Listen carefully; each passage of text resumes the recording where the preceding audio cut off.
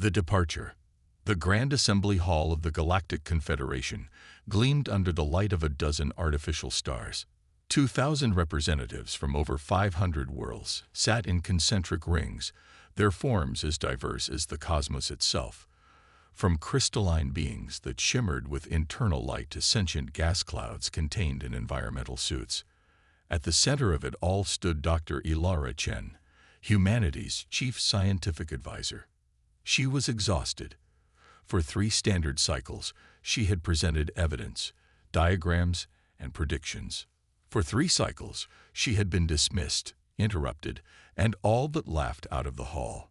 The data is conclusive, she said, her voice steady despite her fatigue.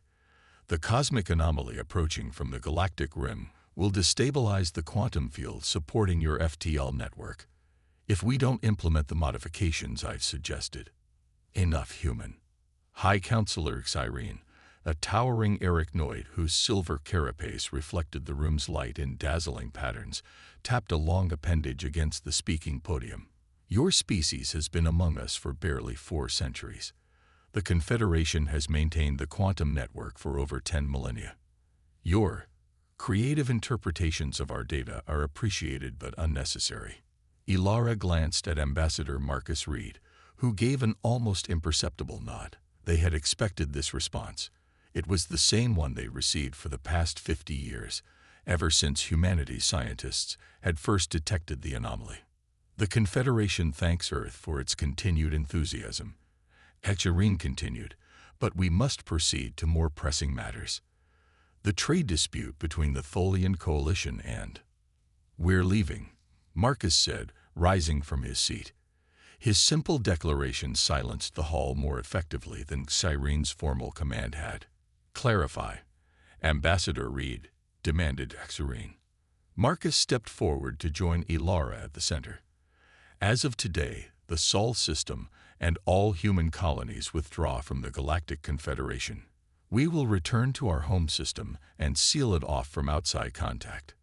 A murmur spread through the assembly, not of shock or concern, but something closer to relief tinged with contempt.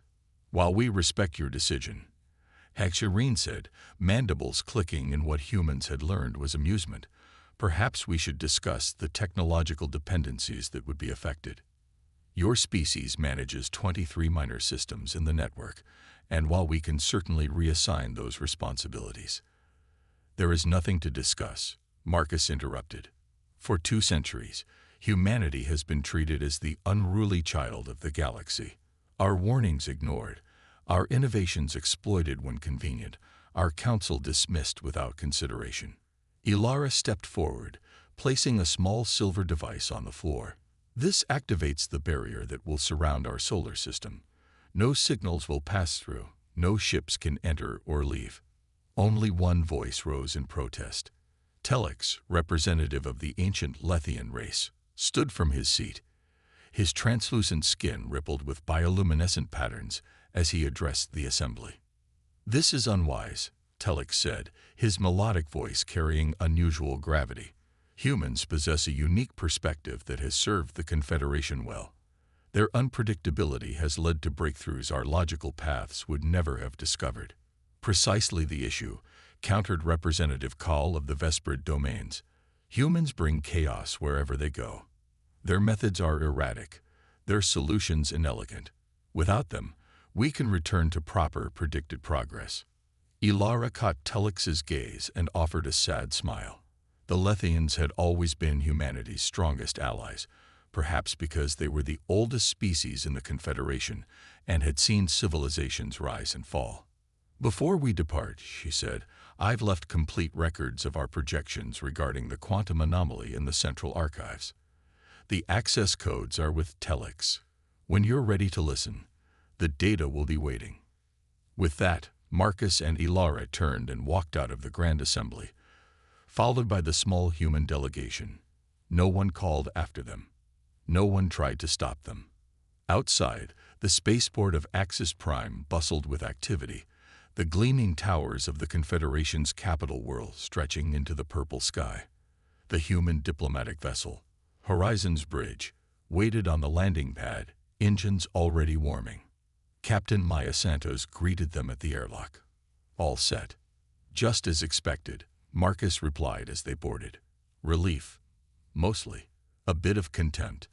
Only the Lethians seemed to understand what this might mean. And the protocol? Maya asked, her eyes meeting Ilara's. In place, Ilara confirmed quietly. They'll never notice until it's too late. The Horizon's bridge lifted off, joining 30 other human ships in high orbit. The Earth fleet was small compared to those of other Confederation races, but the vessels were versatile and robust, like the people who built them. On the command ship Defiant Dawn, Admiral Victor Okafor greeted the returning diplomats. Is it done? Marcus nodded and handed him the activation key for the barrier. All Earth citizens have been recalled. The last transport cleared Confederation space yesterday. The Architect Protocol. Victor asked. Operational. Ilara confirmed, though they'll likely never even realize it exists. The fleet began to move in perfect formation, heading toward the Sol system. 6 days later, they reached the outer boundary of Earth's heliosphere. Admiral Okafor activated the barrier device, and energy spread from ship to ship, then expanded outward, forming an invisible shell around the entire system. Inside the barrier, Earth waited. Blue oceans, green and brown land masses, white clouds swirling in the atmosphere. Home. How long do you think it will take? Marcus asked as their ships descended toward the planet. For them to notice the problems. 6 months, maybe a year, Ilara replied. For them to connect those problems to our absence, probably never. And the anomaly? 4 years, 2 months until it reaches Confederation space, she said with the precision of someone who had calculated the figure thousands of times. Whether they're ready or not. Behind them, beyond the barrier, the ordered galaxy continued its predictable patterns, unaware that humanity's apparent chaos had been its silent foundation. The tremors would begin soon. 8 months passed since Earth closed its borders. Life inside the barrier continued normally as humanity prepared for what was coming. Outside, across Confederation space, the first signs of trouble began to appear. Commander Nyx Vandal stood on the bridge of her ship, the Nova Streak, as one of the few humans who had chosen to remain outside when Earth sealed itself away. She found plenty of work in the outer systems as a freelance security captain. Captain, the Kelteri transport ships are altering course again, reported her first officer, a 4-armed Halaxian named Mrek. Nyx frowned at the display. The Kelteri were meticulous in their predictability.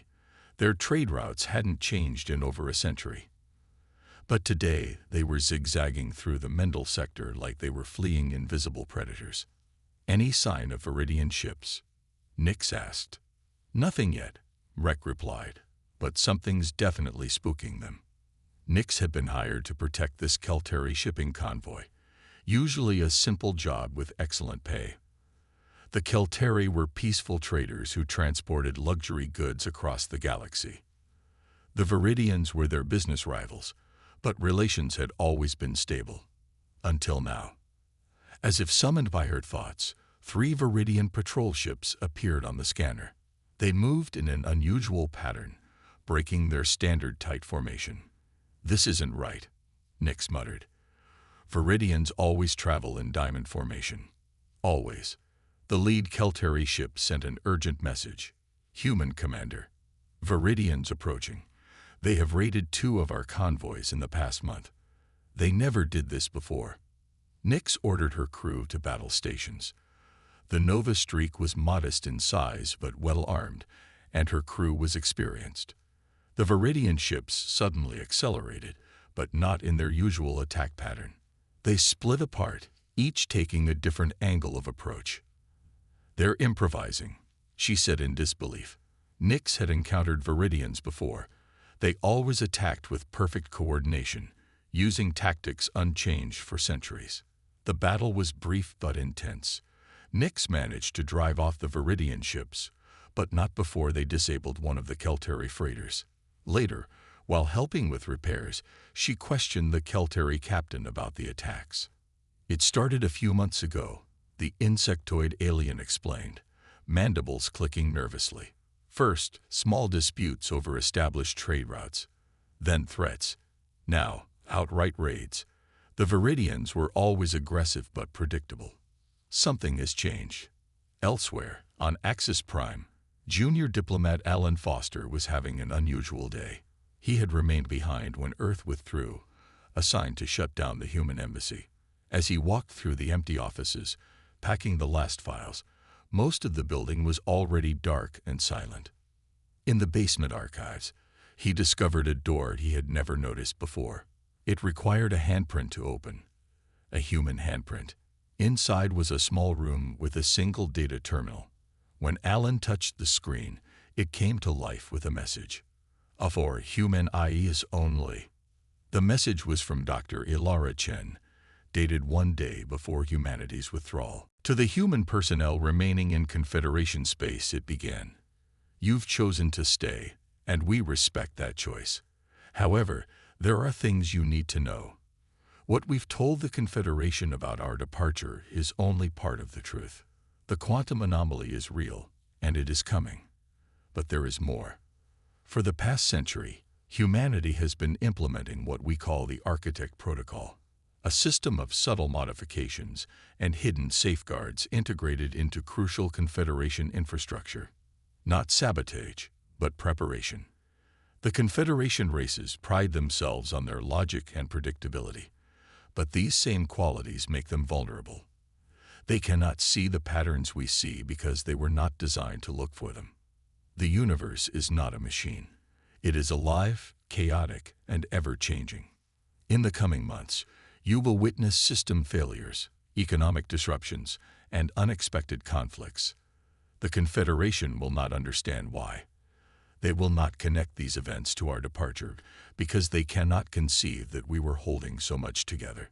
This message will repeat once, then destroy itself. There are others like you throughout Confederation space. Find them. Watch. Document. And when the time comes, when they are finally ready to listen, direct them to the Lethians. Telex knows how to reach us. The screen went dark, then displayed a countdown. Message will repeat in 24 hours. Terminal will self-erase in 25 hours. Alan stared at the blank screen, his mind racing. What exactly had humanity done before they left? And what were they preparing for that the Confederation refused to see? As if in answer, the lights in the embassy flickered, then stabilized. Outside, through the window, he could see similar flickers across the capital city's skyline. It had begun. The return. 5 years had passed since humanity sealed itself behind the barrier. Across Confederation space, what had started as minor anomalies had cascaded into a full-scale crisis. High Counselor Kyrene stood in the Emergency Command Center beneath Axis Prime, surrounded by holographic displays showing critical failures across dozens of worlds. Communication networks experienced random outages. Gravity generators on space stations fluctuated unpredictably. Agricultural systems that had functioned flawlessly for centuries now produced irregular yields. Even the quantum network that enabled FTL travel showed signs of degradation. How is this possible? Kyrene demanded, striking the control panel with one of her limbs. Our systems were perfect. Perfection is stagnation. Telex of the Lethians said calmly. Over the past 5 years, the ancient race had gained influence as more of their warnings proved accurate. The universe is not a balanced equation. Call of the Vesprid domains chittered in frustration. Our finest engineers cannot identify the source of these failures. It's as if our technology is evolving against us. Not against you, a new voice said. Just beyond you. All eyes turned to see a human woman step into the command center. She wore the simple gray uniform of Confederation Diplomatic Services, but she moved with the confidence of someone who belonged anywhere she chose to stand. Ambassador Wei, Kyrene acknowledged stiffly. I was unaware any humans remained on Axis Prime. Lin Wei had been a junior cultural attaché before the withdrawal. Now she was the unofficial representative of the handful of humans who had stayed behind. There are few of us left, Lin said, but we've been watching. Recording. Learning. She gestured to the displays. Your systems aren't failing randomly. They're responding to something you cannot see. The anomaly, Telek said. It wasn't a question. Lin nodded. Dr. Chen predicted its effects correctly. The quantum field is already destabilizing at the edges of Confederation space. Impossible, Call snapped. Our sensors detect nothing unusual. Because your sensors were designed to detect what you expect to find, Lin replied. Humans have always excelled at looking for the unexpected. She placed a small device on the central console. It projected a different set of readings, measurements of quantum fluctuations that showed clear patterns of disturbance spreading inward from the galactic rim. This cannot be disputed, Telek said after studying the data. The human predictions were accurate. There's more, Lin continued. What you're experiencing goes beyond the anomaly's direct effects. For centuries, humans have been quietly modifying Confederation technology, making adjustments, introducing redundancies, creating failsafes you never knew existed. Sabotage, Call accused. Protection, Lin corrected. While Confederation engineers built systems that functioned perfectly under ideal conditions, humans built in adaptability for when conditions inevitably changed. Those systems are failing now because they're reaching the limits of their adaptive capacity without human maintenance. The command center fell silent as the implications sank in. The very chaos that the Confederation races had derided in humanity had been secretly preserving their ordered existence. Why reveal this now? Kyrene finally asked. Because time is running out, Lin answered. The anomaly will reach the core worlds in less than 6 months. When it does, the quantum network will collapse entirely. Billions will be stranded, supply chains will fail, and many worlds that depend on imported resources will face extinction. What would you have us do? Telek asked. Request humanity's return, Lin said simply. Not as subordinates, but as equals. And if we refuse, Call demanded. Lin shrugged. Then you'll face the anomaly alone. Earth is protected by the barrier. We'll survive. 3 days later, an unprecedented transmission was directed toward the Soul Barrier, a formal request from the Galactic Confederation, asking for humanity's assistance. After 5 years of silence, the barrier shimmered, and a response came through. We'll be there in 1 week. The return of the human fleet was nothing like their departure. This time, when the 100 ships emerged from beyond the barrier, they were greeted by an honor guard of vessels from every major Confederation race. The humans brought with them technologies that had evolved in isolation. Adaptations and innovations born from 5 years of preparing for the coming crisis. In the Grand Assembly Hall, Dr. Ilara Chen stood once more at the center, but the atmosphere could not have been more different. Where once there had been dismissal and contempt, now there was desperate attention. The quantum anomaly is 3 times larger than it was when we first detected it, Ilara explained, displaying a holographic model of the phenomenon. Its effects will be more severe than originally predicted. However, we've spent our isolation developing solutions. She gestured, and the hologram changed to display a complex network of interconnected devices. We call this the architect grid. It doesn't try to prevent the inevitable disruption of the quantum field. Instead, it works with that disruption, channeling the energy, creating new pathways for communication and transportation. This could not have been developed in merely 5 years, Kyrene observed. It wasn't, confirmed Admiral Okafor, who stood beside Ilara. The groundwork was laid over the last 2 centuries, through all those chaotic modifications humans made to your infrastructure. What you saw as inefficient tinkering was actually the foundation of the architect protocol. Your systems were designed for perfection, Ilara added. Ours were designed for resilience. The universe favors adaptation over optimization. The implementation of the architect grid was not simple. It required unprecedented cooperation between races that had often viewed each other with suspicion. Human engineers worked alongside Confederation technicians, teaching them to embrace flexibility over rigid efficiency. Where Confederation designs sought to eliminate variables, human designs incorporated them. 2 months before the anomaly was due to reach the core worlds, the first full test of the Architect grid was conducted. Throughout Confederation space, quantum communicators and FTL drives briefly went offline, then reactivated on new frequencies and pathways. Transport ships in transit emerged safely at their destinations through routes that hadn't existed before. In a private chamber after the successful test, High Counselor Irene met with Ambassador Marcus Reed, who had returned with the fleet.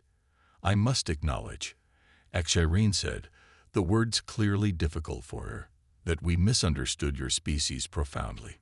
"It's a common mistake," Marcus replied with a small smile. "Order sees chaos in adaptation. Perfectionism mistakes resilience for inefficiency. The Architect Protocol." Irene mused. "You named it well. While we maintained the structure, you were building something entirely new within it. Something we could not see." "The universe is constantly changing," Marcus said. "Those who survive aren't the strongest or the most intelligent, but those most responsive to change." When the anomaly finally reached Confederation space, it brought with it distortions in space-time that would have collapsed civilization as they knew it. Instead, the Architect grid bent with the distortions, creating new networks from the quantum chaos. Worlds that would have been isolated remained connected. Technologies that would have failed found new ways to function. And at the heart of it all was humanity, the chaos element that the ordered galaxy had tried to reject, only to discover it was essential. 1 year after the anomaly's arrival, representatives from all Confederation races gathered on Earth, the first non-humans to set foot on the planet since the barrier was raised. They stood on a hillside overlooking the Pacific Ocean, watching the sunset paint the sky in colors many of them had never seen before. "We still don't think like you," Telek said to Ilara as they gazed at the horizon. "We likely never will." "That's the point," she replied. "The universe needs both, the order that builds and maintains, and the chaos that adapts and creates. Neither can survive without the other." In the growing darkness, the first stars became visible in the Earth's sky, distant suns around which circled countless worlds, worlds that would have been lost without the silent architects who saw patterns in chaos and built resilience into the very foundations of an ordered galaxy. The Confederation would never be the same. But then, nothing ever should be.